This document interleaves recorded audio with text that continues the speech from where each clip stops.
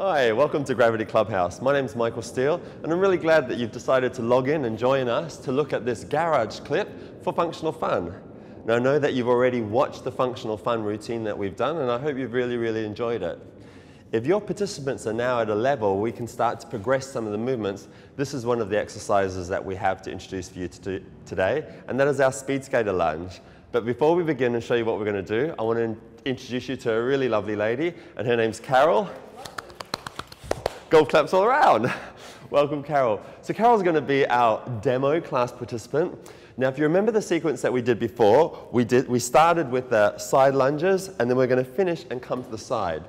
What I want you to understand before we begin with the speed skater lunge is what it looks like on the floor. Carol, being a natural speed skater, is going to demonstrate her championship speed skater skills here as she glides from side to side, skating across the ice there. And what we're looking at is both arms and legs are moving the same direction. There's nice soft movement in the shoulders, the hips are nice and still, but there's lots of work happening here. Now, when you're on the ice, the resistance is the push across.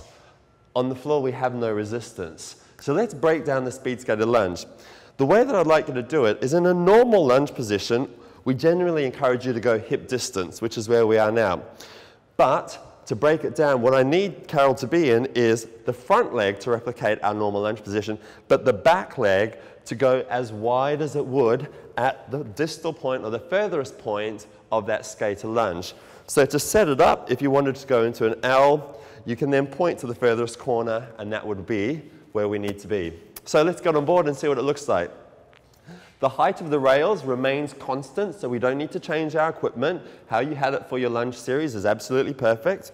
What we're going to get Carol to do here is, see how this leg is bent? What I'd like is for the toe to almost point to the end of the glide board, the leg to be, there we go, the leg is long, and we've got the front leg here flexed, so we're in a lunge.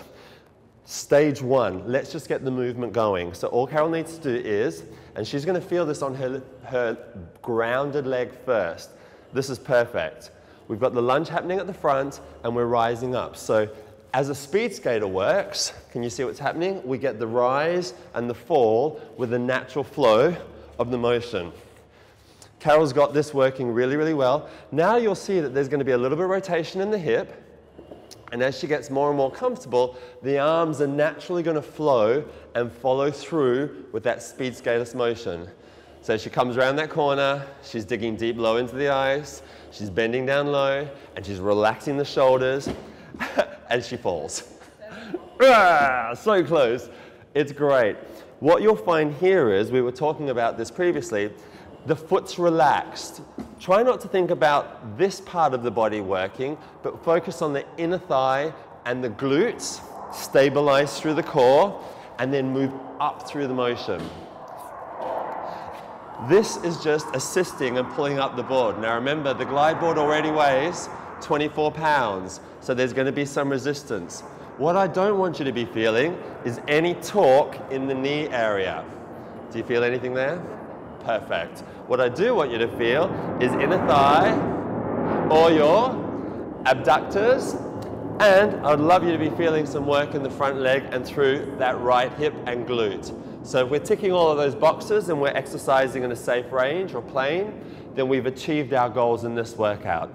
So just to recap very quickly, start with that base, set your footwork up, front leg in the lunge, out to that corner, get the movement happening first, so we just get the rise and fall, and then you can develop the progression to add the upper body. The last thing you might want to add is an extra form of resistance if you have a weighted ball or a baton or something that will help with that resistance and create another part of the chain in challenging your participants. So I hope that clip worked for you. Did it work? You can put your blades back on and away you go. Figure skate out of here. Well, actually speed skate out of here, and she's off. But when you take it back to your group, remember that as a group instructor, you want to look at the basics first. Is this the right progression for your class or your individual at that time? If it is, start with the basics and then layer it on as you progress through the class, so that through the weeks you can have that on and add it to a really effective chain of movement from our lunge series. So I really hope you like that garage clip, and if you'd like to say thank you to our lovely Carol, you have a great day.